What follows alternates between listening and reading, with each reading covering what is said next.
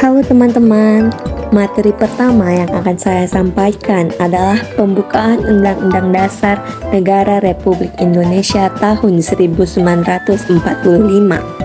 Pembukaan Undang-Undang Dasar adalah bagian awal dari Undang-Undang Dasar Negara Republik Indonesia tahun 1945.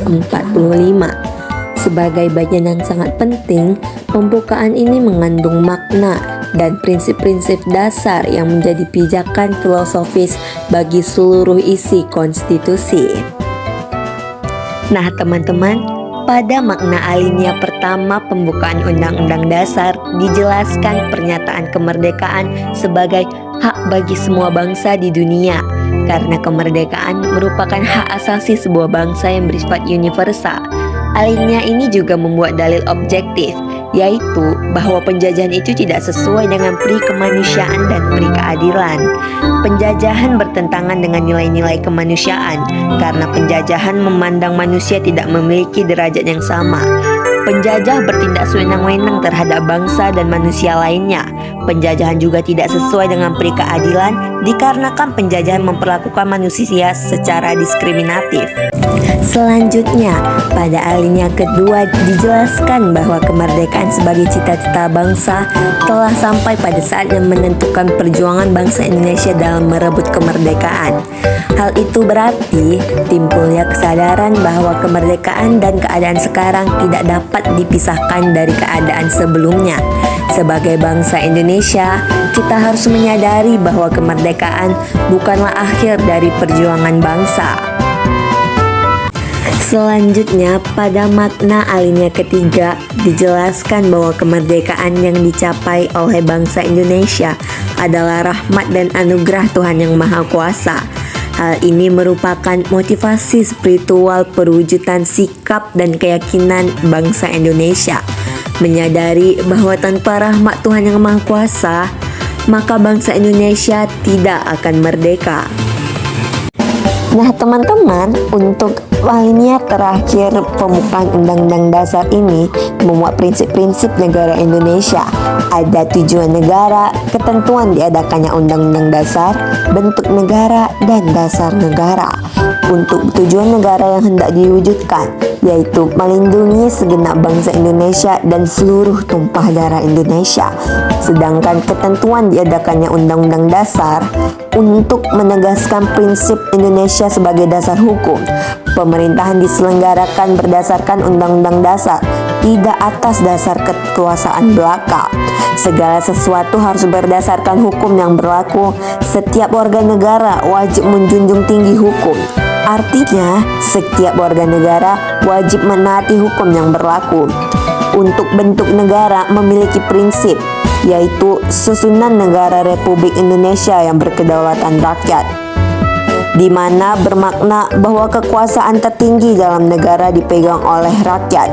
Rakyat yang memiliki kekuasaan untuk menyelenggarakan pemerintahan, baik secara langsung maupun tidak langsung melalui lembaga perwakilan rakyat. Alinea keempat juga memuat dasar negara. Seperti yang kita tahu, dasar negara Indonesia adalah Pancasila. Kelima sila Pancasila merupakan satu kebulatan utuh, satu kesatuan yang tidak dapat dipisahkan. Dengan dicantumkannya rumusan Pancasila dalam pembukaan Undang-Undang Dasar secara yuridis konstitusional, Pancasila sah, berlaku serta mengikat seluruh lembaga negara, lembaga masyarakat, dan setiap warga negara.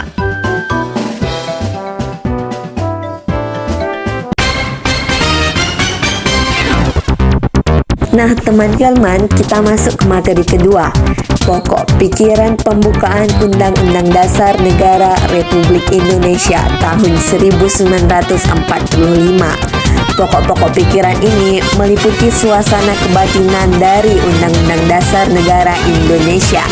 Pokok-pokok pikiran ini mewujudkan cita-cita hukum yang menguasai hukum dasar negara, baik hukum tertulis maupun hukum tidak tertulis. Terdapat 4 pokok pikiran. Pokok pikiran pertama yang berisi Negara melindungi segenap bangsa Indonesia dan seluruh tumpah darah Indonesia dengan berdasar atas persatuan. Pokok pikiran kedua berisi, negara hendak mewujudkan keadilan sosial bagi seluruh rakyat Indonesia. Pokok pikiran ketiga, negara yang berkedaulatan rakyat berdasarkan atas kerakyatan dan kemusyawaratan atau perwakilan. Sedangkan pokok pikiran keempat berisi, negara berdasarkan atas ketuhanan yang Maha Esa menurut dasar kemanusiaan yang adil dan beradab.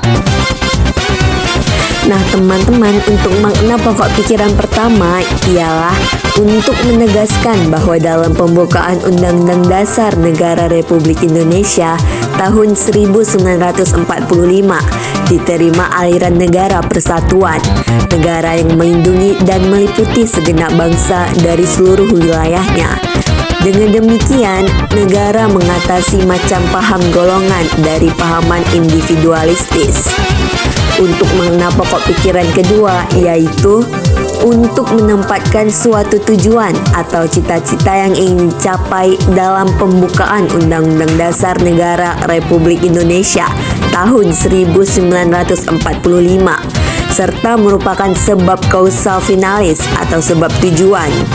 Pokok pikiran kedua ini hendak mewujudkan keadilan sosial yang didasarkan pada kesadaran bahwa manusia yang mempunyai hak dan kewajiban dalam kehidupan bermasyarakat. Nah, untuk makna pokok pikiran ketiga, pokok pikiran ini mengandung konsekuensi logis bahwa sistem negara yang terbentuk dalam Undang-Undang Dasar harus berdasarkan atas kedaulatan rakyat dan permusyawaratan atau perwakilan. Pokok pikiran ini merupakan pokok pikiran kedaulatan rakyat yang menyatakan bahwa kedaulatan berada di tangan rakyat dan dilaksanakan menurut Undang-Undang Dasar.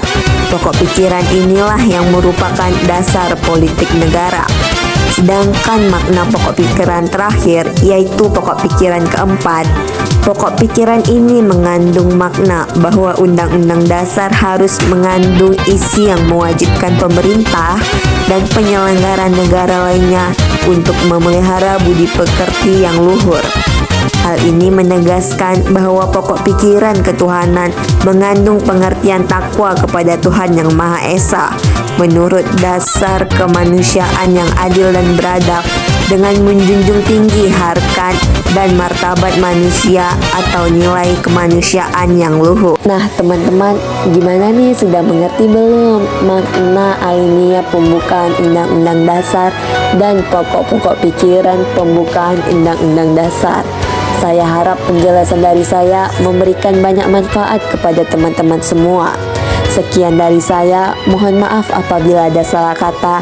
Wabillahi taufik wal hidayah. Wassalamualaikum warahmatullahi wabarakatuh.